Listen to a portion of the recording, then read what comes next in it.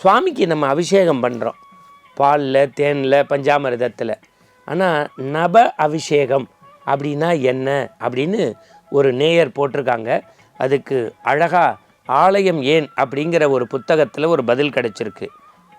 ஈஸியாக நினைவு வச்சுக்கோங்க. மஞ்சள், பால், நெய், தேன், இந்த 4. அடுத்து பஞ்சாமிர்தம், தயிர், சர்க்கரை, சந்தனம், விபூதி.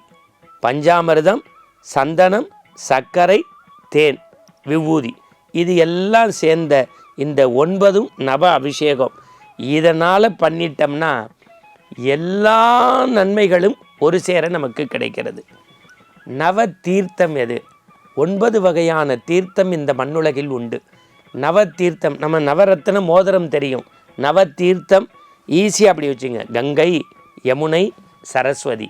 கங்கை, யமுனை, சரஸ்வதி, கோதாவரி, சரையு, நர்மதா, காவிரி, பாலாறு, குமரி.